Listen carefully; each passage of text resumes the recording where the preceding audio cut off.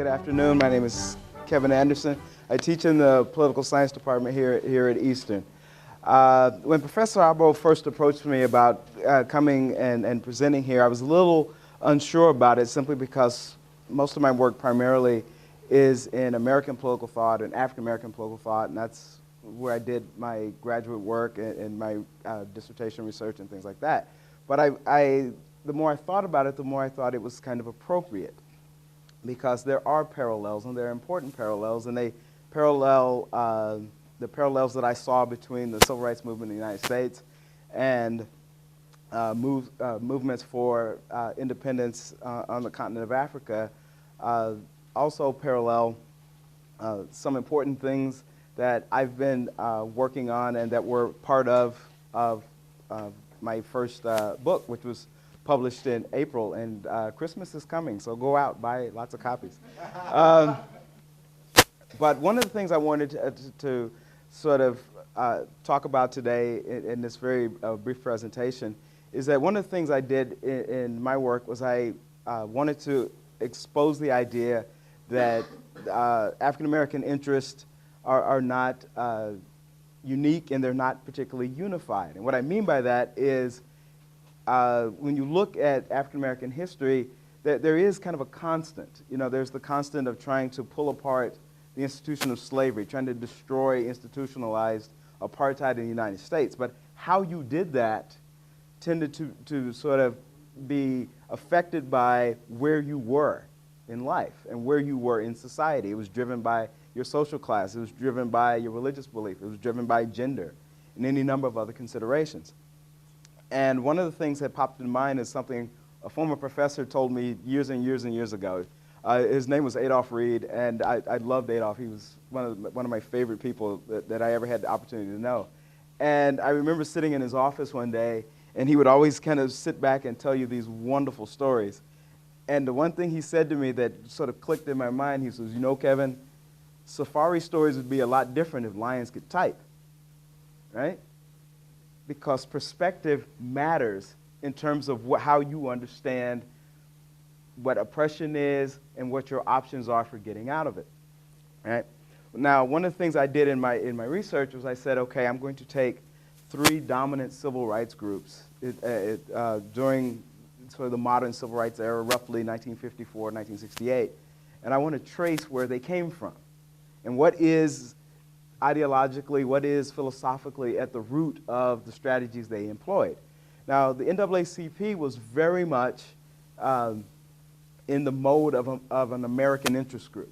They used basically philosophically classical liberalism to sort of argue for the inclusion of African Americans, to basically sort of argue that, well, the basic sort of political, social, and economic structure, there's nothing really wrong with it, it just has to be made inclusive. You know, you have to educate people out of their ignorance, get people away from their prejudice, right?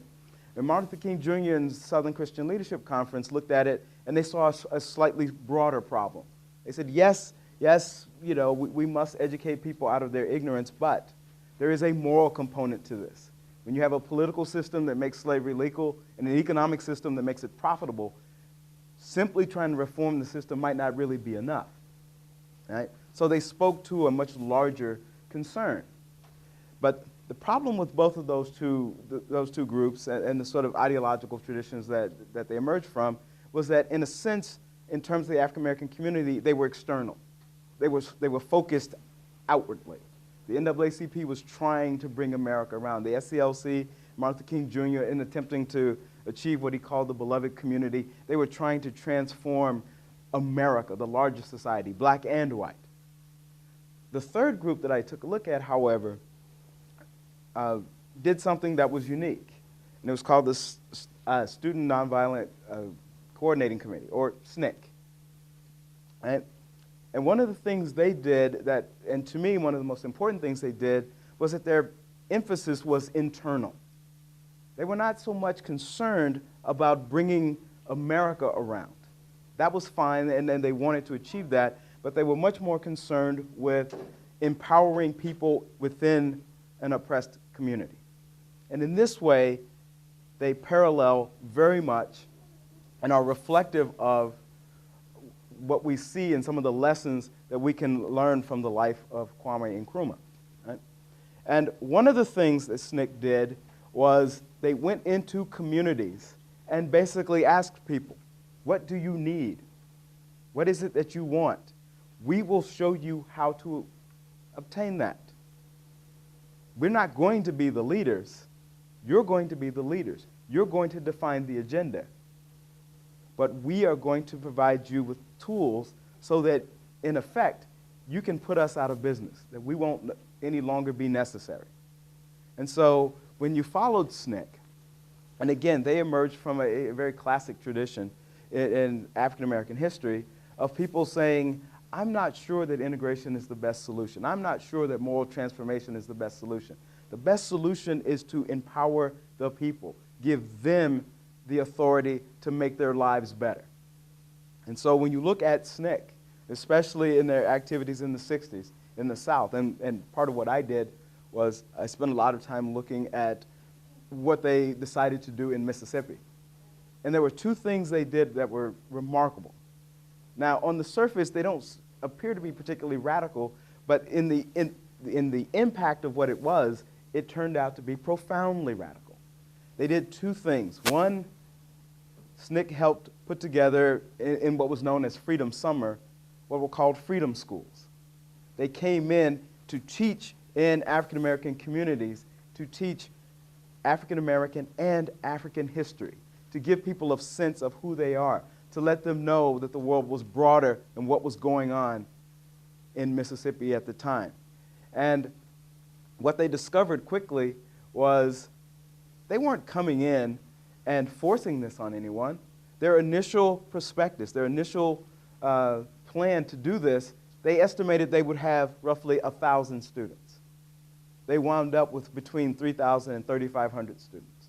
And their initial thought was, well, we'll have school-age children, roughly from about 6, 7, 8 years old up to 18.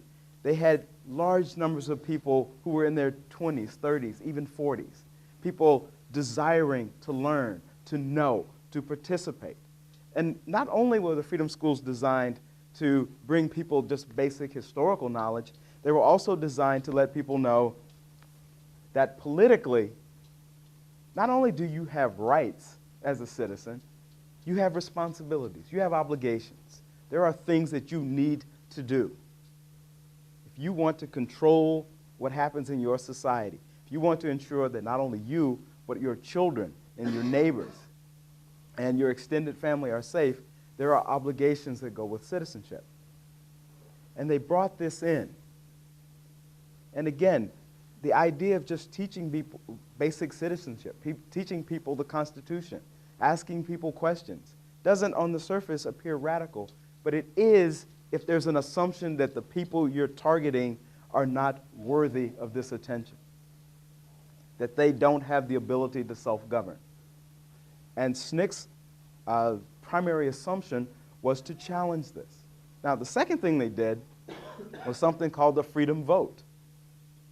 Because in Mississippi in the early 1960s, and a friend of mine gets upset with me because he's from Mississippi, and he says, well, why don't you talk about Arkansas, because you're from Arkansas? And I was like, yeah, but the Mississippi stuff, A, I had access to those archives, and B, the Mississippi stuff's more fun. So I'm just going to use the Mississippi material. But they engaged in a freedom vote because a lot of the Southern political resistance said, well, this is just outside agitators coming in.